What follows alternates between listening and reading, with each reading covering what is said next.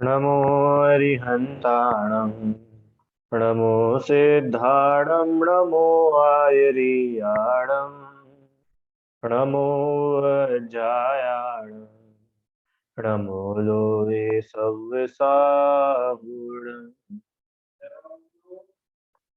तीन भुवन में वीतराग विज्ञानता शिव स्वरूप शिव का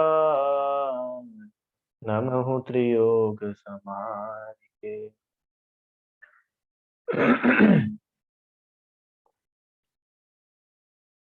पंडित दौलत राम जी कृत छह ढाला की हम पांचवी ढाल पढ़ रहे हैं, जिसमें 12 भावनाओं का वर्णन करा है।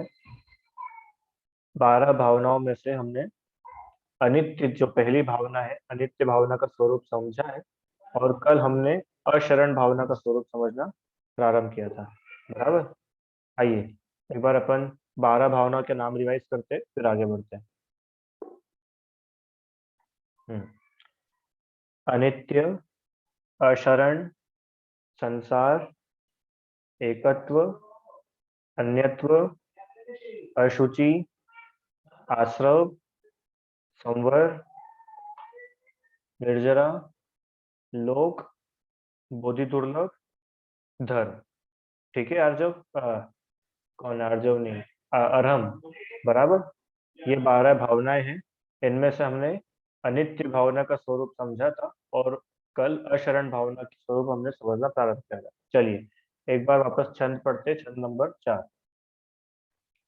सुर असुर खगाधीप जेते मृग ज्यो हरि काल दलिते मणि मंत्र तंत्र बहु होई मरते न बचावे कोई।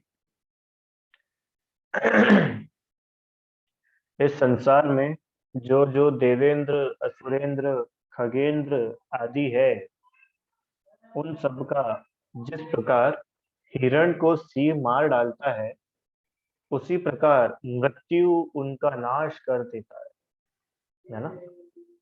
मणि, चिंतामणि, मंत्र, तंत्र आदि कोई भी मृत्यु से नहीं बचा सकता है।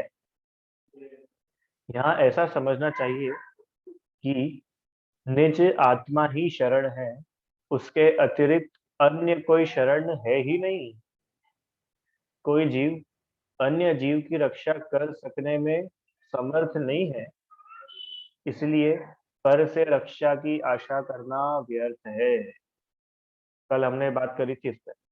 सर्वत्र, सदैव, माने हमेशा, हर जगह एक निज आत्मा ही अपना शरण है।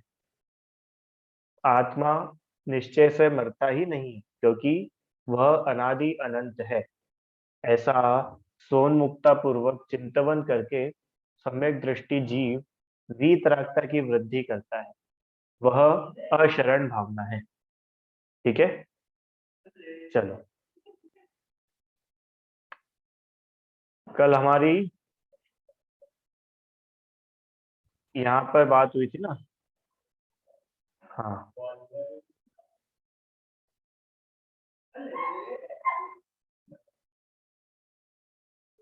हाँ।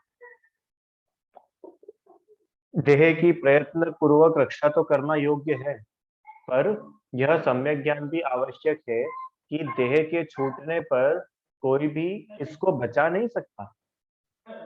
इसलिए साधनों से ज्यादा साधना पर ध्यान दिया जाए।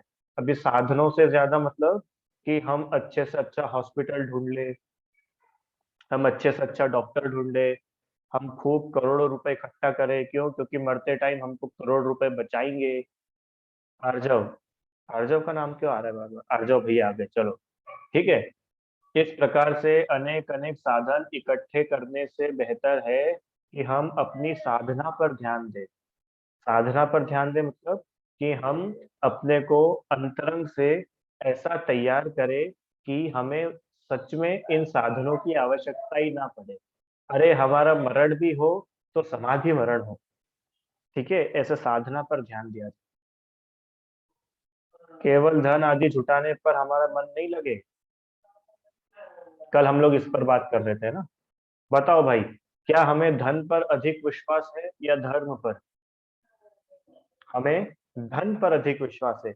जभी तो हम धर्म के बदले धन को चूज करते हैं। आपसे एक बोले कि देखो अभी आपको दोनों में से किसी एक को चुनना है, या तो धर्म या फिर धन, तो किसको चूज करते हैं? धन को चूज करते हैं, है ना। ये अपने को अपने खुद का एनालिसिस होना चाहिए कि क्या हमें डॉक्टर की बातों पर अधिक विश्वास है कि चिनवाणी की बातों पर अधिक विश्वास है। जिनवाणी में कुछ लिखा है तो वो तो हम नहीं मानते, क्यों? क्योंकि वो तो बहुत पुराने जमाने की है। पता नहीं किसने लिखी है, क्या पता भगवान होते भी है कि नहीं होते हैं। कहीं इन लोगों ने अपने मन से तो नहीं लिख दिया कि सुनो सुनो सुनो सुनो, डॉक्टर बोलेगा ना कि पानी यहाँ पे ना गर्म करके बॉइल्ड वाटर पीजिए, तो हम बॉइल्ड वाटर पियेंगे। हाँ, आप सनसेट के बाद भोजन मत करिए, तो हम सनसेट के बाद भोजन नहीं करते। हम्म। आप सुबह जल्दी उठिए, अगर डॉक्टर बोलेगा सुबह जल्दी उठिए, तो हम नहीं उठते है, हम उठ जाते हैं। इसका मतलब हमें डॉक्टर की बातों पर तो विश्वास रहता है, धर्म पर या जिनवाणी की बातों पर विश्वास नहीं रहता। जबकि आप कभी भी नोटिस करना, आप जो भी चीजें घूम फिर करके मानते हो ना, आप मानते तो जिनवाणी की ही हो। भले ही अभी मानो, 10 साल बाद मानो, 50 साल बाद मानो, इस जन्म में मानो कि अगले जन्म में मानो, मानोगे तो ये ही। तो इसलिए बेहतर ये है, समझदारी इसमें है कि हम पहले से ही सही बात को समझ के उसको मान लें। ठीक है। तीसरा, क्या हम शरीर को पुष्ट रखना चाहते हैं या स्वयं को? बताओ भैया, इसका उत्तर दो। बोलो मोक्षी, आप शरीर को हेल्दी रखना चाहते हो कि खुद को हेल्दी रखना चाहते हो? कि क्या बात कर रहे हो सर, हम खुद ही तो शरीर है। अरे तुम खुद शरीर नहीं हो, इसका विचार करो। देखो, शरीर की रक्षा के लिए हम पता है क्या क्या करते हैं। सुबह जल्दी उठते हैं, जॉगिंग करते हैं, एक्सरसाइज करते हैं, फिर बढ़िया नाश्ता करते हैं, हेल्दी ब्रेकफास्ट करते हैं, फिर अच्छा भोजन करते हैं, फिर आराम करते हैं। हाँ, शरीर की रक्षा के लिए तो हम सब चीजें करते हैं। पर कोई बोले कि देखो सुबह उठकर ना अभिषेक करने जाना चाहिए, कि नहीं नहीं बहुत ठंड है, इतनी ठंड में तो हम नहीं उठेंगे, है ना। इसका मतलब हम शरीर की रक्षा करने में लगे रहते हैं, इस आत्मा की तो हम सोचते तक नहीं। ये क्यों बता रहे हैं? ये अशरण भावना में इसलिए बता रहे हैं कि ये शरीर, ये डॉक्टर, ये धन, ये हमारी शरण नहीं है। अपनी आत्मा ही अपने लिए शरण।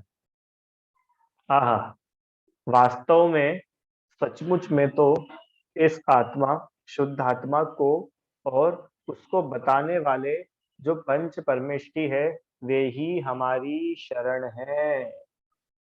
चत्तारी शरणम भगवत जामी, अरहंत भगवान शरण है, सिद्ध भगवान शरण है, आचार्य उपाध्याय साधु हमारी शरण है, और केवली भगवान द्वारा बताया गया जैन धर्म हमारी शरण है।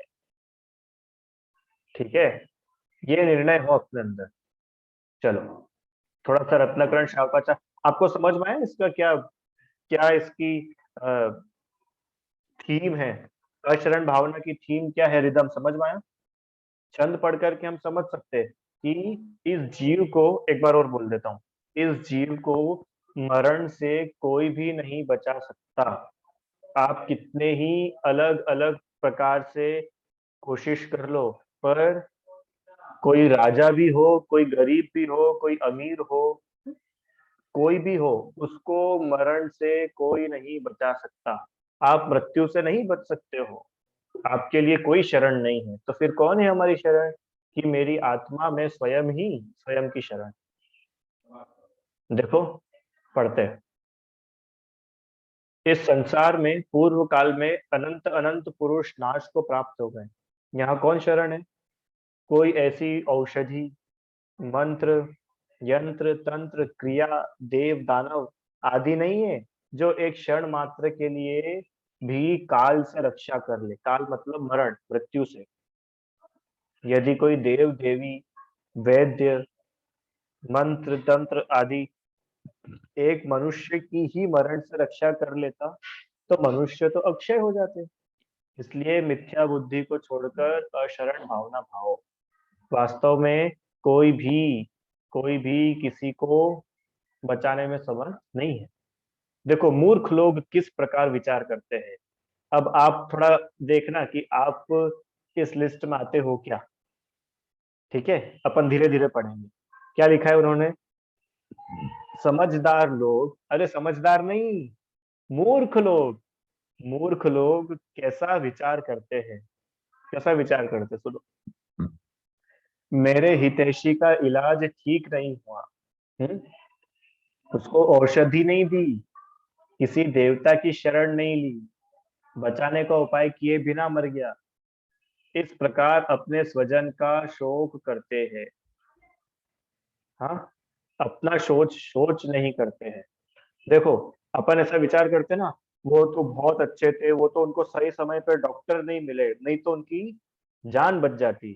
सही समय पर एम्बुलेंस नहीं आई, नहीं तो वो बच जाते। है ना? ऐसा सुना है आप लोगों ने अरहम? हाँ, वो तो उनको दवाई नहीं मिली, वो गरीब बहुत थे और गरीबी में वो दवा नहीं खरीद सके, इसलिए उनका मरण हो गया। अगर उनको सही समय पे अच्छी दवा मिल जाती, बढ़िया औषधि मिल जाती, तो वो मरने से बच जाते। हम्म। फिर अपन जब सही समय पे डॉक्टर के पास भी ले जाओ तो डॉक्टर क्या बोलता है? अब तो आपको आने में देर हो गई, अब इनको भगवान बचा सकता है। ऐसा बोलते कि नहीं डॉक्टर? सुना है ये डायलॉग, सुना है कभी? अब इनको दवाओं की नहीं, काय की जरूरत है? दुआओं की जरूरत है। हाँ, अब इनको दवाओं की नहीं दुआओं की जरूरत है। तो इतना तो डॉक्टर भी बता देता है कि सुनो, मैं शरण नहीं हूँ। डॉक्टर बोलता है ना, आप अब तो इनको भगवान बचा सकता है, मतलब डॉक्टर भी ये मानता है कि शरण तो भगवान है, हम नहीं है। शरण दवा नहीं है, शरण दुआ है। दुआ मतलब हमारा ही कर्म, हमारा ही पुण्य, वो हमारी रक्षा करता है। आगे। आ देखो, दूसरों के बारे में तो हम विचार करते हैं, इसका इलाज नहीं हुआ, ये मर गया, सही समय पे दवा नहीं मिली, हाँ डॉक्टर ने इसका इलाज करने में ध्यान नहीं रखा, इसको गलत दवाई दे दी, गलत इंजेक्शन दे दिया, कितनी सारी बातें सोचते हैं।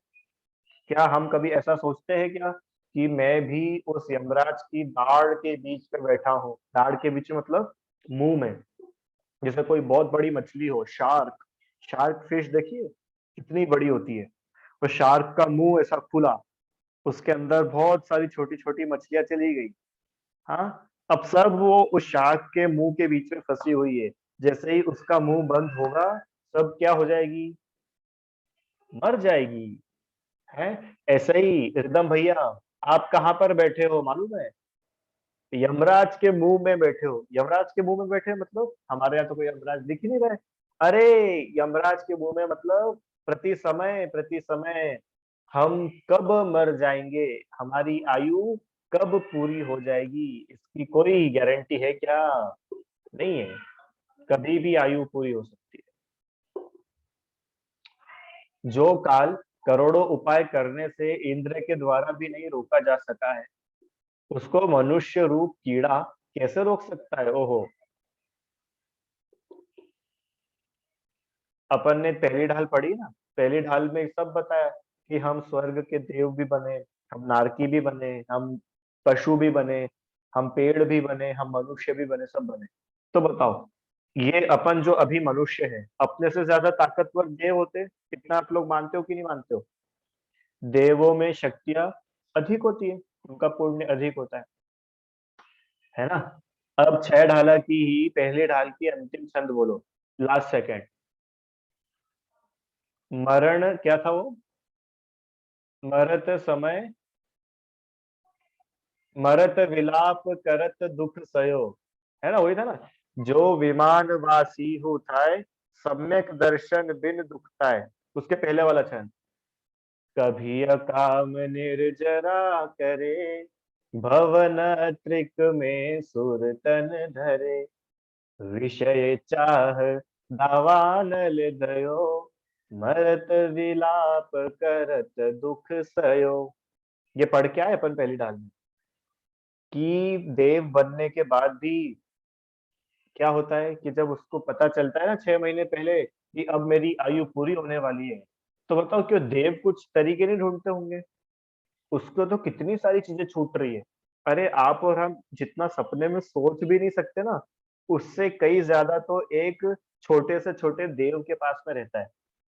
मोक्षी, समझ में आया? जितना हम सोच भी नहीं सकते, उससे कई अधिक। तो एक लोकल देव होता है ना, जो गेट कीपर टाइप, वॉचमैन, वैसे वाले देव के पास में उससे भी ज्यादा रहता है। और उसको 6 महीने पहले पता चल जाता है कि अब मेरी मृत्यु आएगी। तो बताओ वो कुछ कोशिश नहीं करता होगा क्या कि मैं नहीं मरूं? ऐसा प्रयास नहीं करता है वो? क्या लिखा है यहाँ पे? क्या लिखी लाइन? अरे काल का माने मृत्यु के करोड़ों उपाय करने से भी इंद्र उस मृत्यु को रोक नहीं सकता है। समझ में आया? तो इसलिए हम ऐसा व्यर्थ में बिल्कुल नहीं सोचे कि अरे हम उनको बचा नहीं पाए। अरे जब देव अपने को नहीं बचा सके तो हम कैसे किसी और को बचा सकते? समझ में आया ना? देखो, जैसे दूसरे जीवों को मरते हुए देखते हैं, उसी प्रकार मैं भी मरण को प्राप्त होऊंगा। जैसे अन्य जीवों के स्त्री पुत्र आदि का वियोग देखते हैं, उसी प्रकार मेरा भी वियोग होगा, कोई शरण नहीं। ये आप लोगों के लिए होमवर्क है। कब के लिए होमवर्क है? पूरे जीवन के लिए होमवर्क है। तीर्थ, क्या होमवर्क है पूरी लाइफ के लिए? ये होमवर्क है कि कभी भी आप किसी की मृत्यु का समाचार सुनो, सुनते ही होंगे। और हम किसी का मृत्यु की खबर आती है कि नहीं आपके पास में? आज हमारे चाचा जी के दादाजी के दादाजी के दादाजी चले गए। इतने सारे दादाजी तो नहीं, पर आज उनकी डेथ हो गई, आज उनका बेटा मर गया, आज उसका एक्सीडेंट हो गया और वो मर गया। ऐसा सुनते हो कि नहीं आप लोग? पेपर में पढ़ते हो, मोबाइल पर आता है, खबरें आती कि नहीं आती है? आज आतंकवादियों ने हमला करा और 150 जवान शहीद हो गए, शहीद हो गए, चले गए। तो ऐसे आप कभी भी किसी की भी मृत्यु की खबर पढ़ो, सुनो, तो एक विचार अवश्य करना। मोक्षी, क्या विचार करना है? कि बहुत अच्छे थे ताऊ जी, पता नहीं भगवान ने उनको जल्दी क्यों बुला लिया। अरे ऐसा विचार नहीं करना है। विचार ऐसा करना है कि जैसे ताऊ जी चले गए ना, वैसे मैं भी जा सकता हूँ। जा सकते कि नहीं जा सकते? जा सकते हैं ना? आपने पता है कई बार ऐसी न्यूज पढ़ी होगी कि एक कार में एक फैमिली जा रही थी और कार का एक्सीडेंट हो गया। तो कार में 5 लोग बैठे थे, उसमें से 3 लोग मर गए और 2 को तो खरोच भी नहीं आई। हुआ कि नहीं हुआ? ऐसा कभी पढ़ा है? बहुत बार ऐसी खबर आती है ना? तो अब बताओ वो 3 लोगों ने क्या सोचा होगा कि हम मर जाएंगे, या उन 2 ने कभी सोचा होगा हम बच जाएंगे? कितनी सारी खबरें ऐसी आती है। हाँ, फैक्ट्री में कोई काम कर रहा है और फैक्ट्री में आग लग गई, उसको 1 सेकंड पहले तक भी नहीं पता था कि वो अगले पल जिएगा कि नहीं, मर गया। उसको कोई शरण नहीं था। तो ये जितनी हम खबरें पढ़ते हैं ना, खाली पढ़ने के लिए मत पढ़ो। इसलिए लिखा है 12 भावनाओं को पढ़ के अपना वैराग्य बढ़ाओ। इनको पढ़ करके हमारा वैराग्य बढ़ना चाहिए कि जैसे ये सब लोग मर रहे हैं, मुझे मरते हुए दिख रहे हैं, इनकी आयु पूरी हो रही है, ऐसे मैं भी तो मरण को प्राप्त होऊंगा, मेरी भी तो आयु पूरी होगी। ये बात तो पक्की है कि जीव कभी मरता नहीं है, पर आयु तो पूरी होगी। इस शरीर को छोड़ करके तो जाना पड़ेगा।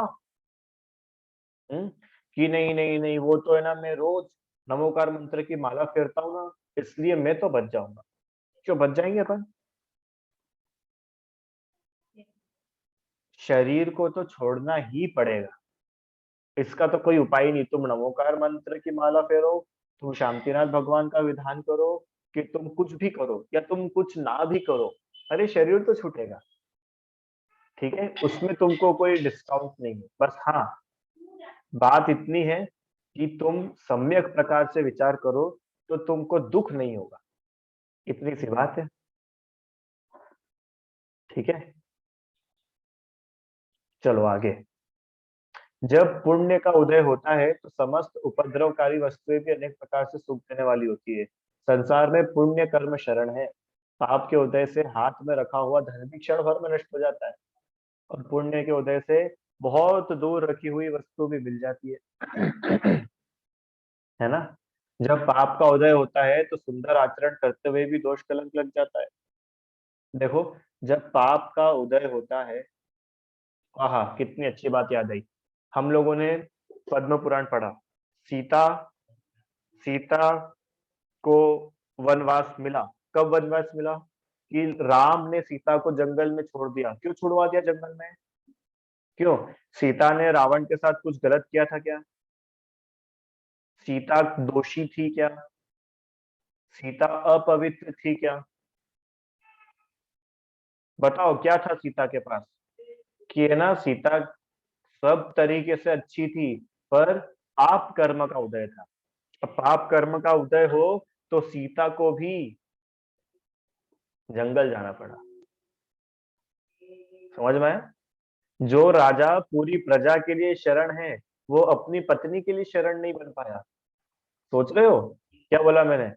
जो राजा राम पूरी प्रजा के लिए, पूरी अयोध्या के लिए जो शरण है, पूरी अयोध्या जिनमें अपना स्वामी देखती है कि ये मेरे स्वामी हैं, ये हमारे सारे दुखों को दूर कर देंगे, वो राजा खुद अपनी पत्नी का दुख दूर नहीं कर सके। आश्चर्य होता है। यह है अशरण भावना। कोई शरण नहीं। समझ में आया? ऐसा ऐसा विचार करा करो। कोई कहानी पढ़ो, प्रथमान योग पढ़ो, तो ऐसा विचार हमारा होना चाहिए। रुचि आंटी, समझ में आ रहा है ना? किस प्रकार से हमको पढ़ना, ग्रंथ कैसे पढ़ना चाहिए। खाली पढ़ने के लिए, किताबें पूरी करने के लिए नहीं पढ़ना, एक एक लाइन में से सीखने को मिलता है, और वो सीख करके हम अपने जीवन में उसको उतारे तो हमारा जीवन धन्य हो जाए। ठीक है, देखो आगे। हाँ, अरे कर्म का उदय तो आकाश पाताल में कहीं भी नहीं छोड़ता। औषधि आदि तो बाह्य निमित्त भी अशुभ कर्म का उदय मंद होने पर उपकार करते हैं। है ना। पढ़ना ये सरल है, आपको सब समझ में आएगा।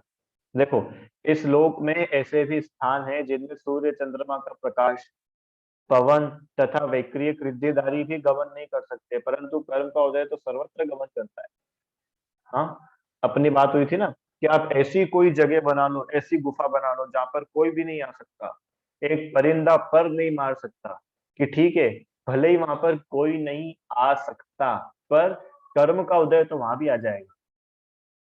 कर्म का उदय तो जंगल में भी आ गया था अंजना को, और राम को महल में भी आ गया था, और आदिनाथ भगवान को तपस्या करते हुए भी आ गया था। 6 महीने तक आहार नहीं मिला, ये कर्म का उदय तो था, और क्या था। पार्श्वनाथ भगवान को, जो तीर्थंकर बनने वाले, उनको भी आ गया था। तो आवश्यकता इसकी है कि हम सत्य को समझे और सत्य को एक्सेप्ट करें।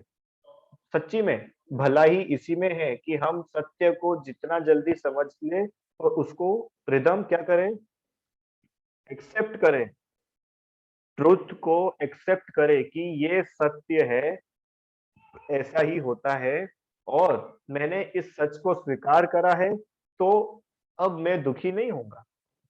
और मैंने इस सच को स्वीकार नहीं करा, मैं खुद ही अपने मन से अपने सपनों में कुछ कुछ सोच रहा हूं, तो क्या है, टोडरमल जी ने लिखा ना कि खुद ही झूठे सपने देखता है और खुद ही दुखी होता है। अरे भाई, तुमने सपना देखा ही क्यों था? सच को स्वीकार करो, सच में जियो। और हम झूठ में जीना चाहिए कि सच में जीना चाहिए? सच में जीना चाहिए। झूठ में तो नहीं जीना चाहिए। जो झूठ में जिएगा वो दुखी रहेगा। एक कहानी सुनो जल्दी से। देखो, दो दोस्त थे। कैसे दोस्त थे? एकदम पक्के दोस्त, बेस्ट फ्रेंड्स थे। बिल्कुल बचपन से साथ में बड़े हुए, है ना। इतने अच्छे दोस्त थे। तो क्या हुआ कि दोनों दोस्त आपस में बात कर रहे थे, और उन्होंने बोला कि यार, तुझे अगर 1 लाख रुपए मिलेंगे तो तू क्या करेगा? लेकिन अगर मेरे को 1 लाख रुपए मिलेंगे तो मैं एक भैंस खरीदूंगा। बोला अच्छा, और तुझे 1 लाख रुपए मिलेंगे तो तू क्या करेगा? कि जब मुझे 1 लाख रुपए मिलेंगे तो मैं एक खेत खरीदूंगा। ठीक है। अब इनको 1 लाख रुपए मिलेंगे तो ये क्या खरीदेंगे? भैंस। और ये क्या खरीदेंगे? खेत। तो अब ये बोलता, अरे यार तू खेत मत खरीदना। नहीं नहीं, वो खेत वाला बोलता है कि तू भैंस मत खरीदना। कि क्यों? भैंस क्यों नहीं खरीदूं? कि तेरी भैंस आकर के मेरा खेत खराब कर देगी, इसलिए तू भैंस मत खरीदना। तो ये बोलता कि नहीं नहीं, ऐसा कैसे हो सकता है? मेरी भैंस है, उसकी जो इच्छा हो वो करेगी, तू खेत मत खरीद। और ऐसा बोलते बोलते, बातचीत करते करते क्या हुआ, दोनों में झगड़ा हो गया। और इतना झगड़ा हो गया कि दोनों ने एक दूसरे की खूब पिटाई कर दी। बोले कि तेरी भैंस अगर मेरे खेत में आएगी ना, तो मैं उसकी टांग तोड़ दूंगा। तो ऐसे कैसे टांग तोड़ देगा? ला, मैं तेरी टांग तोड़ू। और उसने उसका पैर तोड़ दिया। है ना। ऐसे दोनों में खूब घमासान झगड़ा हो गया। अब बात तो आगे तक चली गई। राजा के पास में बात पहुंची। तो राजा ने बोला कि अब आप लोगों का केस तो बहुत क्रिटिकल दिख रहा है। इसका पैर टूटा हुआ है, इसकी आंखें फूटी हुई है। कुछ समझ ही नहीं आ रहा क्या हुआ भैया, ऐसा क्या झगड़ा हुआ? तुम तो बहुत अच्छे दोस्त थे। कि इसको समझाओ ना, इसकी भैंस मेरे खेत में आके मेरा खेत खराब करने वाली है। तो बोले कि कहाँ है तुम्हारा खेत, कहाँ है? चलो तुम्हारे खेत में चल के देखते हैं कितना खेत खराब हुआ। और तुम्हारी भैंस से भी मिलते हैं कि कौन है ऐसी भैंस जो खेत जाके खराब करती है। तो दोनों बोलते कि कौन सी भैंस? कौन सा खेत? अरे जिस खेत और भैंस के पीछे तुम झगड़ा कर रहे थे वो दोनों कहाँ है? अरे वो तो अभी है ही नहीं। वो तो जब 1 लाख रुपए आएंगे तब हम खरीदेंगे। बताओ, ऐसे दोस्तों की लोग हंसी उड़ाएंगे कि नहीं उड़ाएंगे? मोक्षी हैं। वो लोग सच में जी रहे थे कि झूठ में जी रहे थे? झूठ में जी रहे थे ना रिदम। कैसे झूठ में जी रहे थे? अरे 1 लाख रुपए अभी आए नहीं, और तुमने तो अपने सपनों के ही पहाड़ बनाने शुरू कर दिए। और अगर सत्य में जीते तो दुखी नहीं होते। ऐसे ही सत्य को स्वीकार करेंगे तो सच्ची में दुखी नहीं होंगे। मेरी भावना की अंतिम लाइन बोलो। वस्तु स्वरूप विचार खुशी से, सब दुख संकट सहा करे। वस्तु स्वरूप विचार, दुखी होकर के। क्या लिखा उसमें? खुशी से। वस्तु स्वरूप का विचार करोगे तो कितने ही दुख आ जाए, कितने संकट आ जाए, तुम खुश रहोगे। रीता आंटी, समझ में आया? वस्तु स्वरूप का विचार मतलब जो सत्य है उसको सत्य स्वीकार करना। जो है उसको वैसा का वैसा मानना। ये है वस्तु स्वरूप का विचार। हाँ। जीव का स्वभाव है हमेशा बना रहना, तो वो हमेशा बना रहेगा। अब जीव और शरीर आकर के मिले हैं, तो ये एक ना एक दिन अलग भी हो जाएंगे। ये वस्तु का स्वरूप है। तो इस वस्तु के स्वरूप को जब हमने सही प्रकार से समझ लिया, तो कितने ही मृत्यु आ जाए, कितने ही परिवार के लोग मर जाए, कितना ही कोरोना फैल जाए, कितना ही आतंकवादी का अटैक हो जाए, भूकंप आ जाए, आग लग जाए, हम सब में क्या रहेंगे? हम सब में खुश रहेंगे, सुखी रहेंगे। बताओ, सुखी रहना चाहते हो कि नहीं? ये सुखी होने का मार्ग है। रिदम, क्या है सुखी होने का मार्ग? मोबाइल पे गेम खेलना? अरे ये नहीं है फिर। वस्तु स्वरूप का विचार करना। वस्तु स्वरूप का विचार मतलब 12 भावना का विचार करना, अशरण भावना का विचार करना। ठीक है। तो आप खुशी खुशी सारे दुख संकट को सहन कर लोगे, उनको जीत जाओगे। बताओ। हाँ हाँ, आ गया ना। अरे अपना परम वीतराग संतोष भाव, समता भाव, ये ही हमारी शरण है, कुछ अन्य नहीं है। बताओ अपनी शरण क्या है? क्यों पार्श्वनाथ भगवान के ऊपर कमठ उपसर्ग कर रहा था? तो पार्श्वनाथ भगवान कितने दुखी हुए थे? मोक्षी, पार्श्वनाथ भगवान को कमठ ने परेशान करा था ना? पार्श्वनाथ भगवान कितने परेशान हुए थे? कमठ ने तो परेशान करा। भगवान कितने परेशान हुए? आराम, भगवान परेशान हुए क्या? क्यों नहीं हुए? क्यों नहीं हुए? क्यों नहीं हुए? पढ़ो क्या लिखा है। अपना परम वीतराग संतोष भाव, ऐसे वीतरागी मुनिराज जो संतोषी है, जिनके मन में लोभ नहीं है, लालच नहीं है, कषाय नहीं है, जिनके मन में समता भाव है, वो दुखी कैसे हो सकते हैं? तो ये समता भाव कहीं बाहर से आता है क्या? क्यों? मुझे समता लानी है। तीर्थ, कहाँ मिलती है समता? लेखा आंटी बताओ, समता कहाँ मिलती है? कहाँ मिलती है समता? बताओ, मेरे पास में रुपए रखे बहुत सारे, मेरे को समता खरीदनी है, खरीद सकता हूँ क्या? क्यों? जैसे शक्कर होती है ना, शक्कर, तो रिदम भैया मार्केट में शक्कर खरीदने गए, और ये शक्कर खरीद के घर पे ले आए। तो इनकी मम्मी ने बोला कि तुम शक्कर तो लेके आए हो, मिठास तो लेके ही नहीं आए, जाओ मिठास खरीद के लाओ। ऐसा होता है क्या? क्यों रिदम? जब हम शक्कर लेके आए हैं तो मिठास अलग से खरीदनी पड़ती है। मिठास कहाँ मिलती है? शक्कर के अंदर ही तो मिठास है। अरे शक्कर ही मीठी है ना? कहीं बाहर से मिठास डालनी पड़ती है शक्कर में, कि ना ये शक्कर आज तो है ना अमावस्या है, आज शक्कर थोड़ी कम मीठी होगी, एक काम करो, नमोकार मंत्र बोल के शक्कर को थोड़ा ज्यादा मीठा कर दो। क्यों? ऐसा मैजिक कर सकते कि नहीं अपन तीर्थ? सामने शक्कर का डिब्बा रखा है, और उस शक्कर के डब्बे को सब लोग बहुत गालियां दे रहे हैं, उसकी बहुत बुराई कर रहे हैं। बताओ, उसका मीठापन दूर होगा कि नहीं होगा? क्यों नहीं होगा? क्योंकि उसमें मिठास कहीं बाहर से आई नहीं है जो कहीं चली जाएगी, उसकी मिठास उसके अंदर ही है। समझ में आया? ऐसे ही ये समता भाव, ये संतोष भाव, ये कहाँ है? कहाँ है? ये अपना परम है, अपना खुद का है। समझ में आया? ये हमारा खुद का है, खुद में से आता है, कहीं बाहर से नहीं आती है समता। उत्तम क्षमा आदि जो भाव है, वह ही स्वयं के लिए शरण है। समता कहाँ आती है? अशरण भावना पढ़ रहे ना अपन, तो शरण हमारे लिए कौन है? कि मेरी आत्मा ही मेरे लिए शरण है, और मुझ जीव में जो अनंत गुण है ना, वो अनंत गुण मेरी शरण है। क्षमा मेरी शरण है, मृदुता मेरी शरण है। समझ में आया? आर्जव भाव मेरा शरण है, सत्य मेरी शरण है। समझ में आया? इस प्रकार से ही जो आत्मा के भाव है वही हमारी शरण है, और इसको बताने वाले पंच परमेश की हमारी शरण है। और कौन शरण है? मोक्षी, शरण कौन है?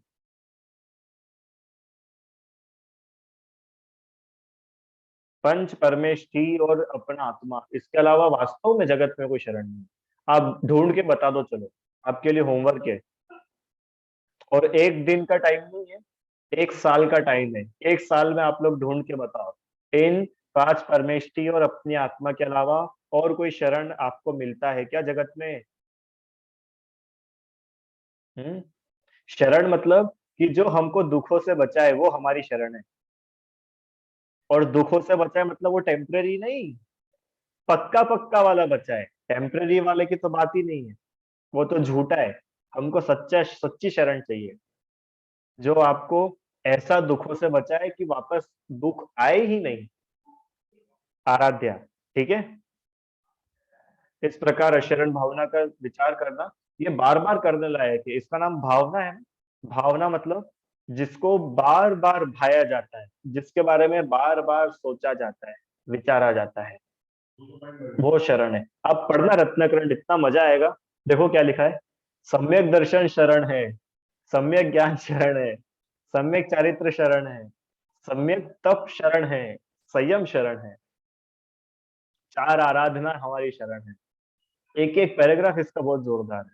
अरिहंत भगवान शरण है, सिद्ध भगवान शरण है, साधु भगवान शरण है, केवली द्वारा बताया गया धर्म शरण है।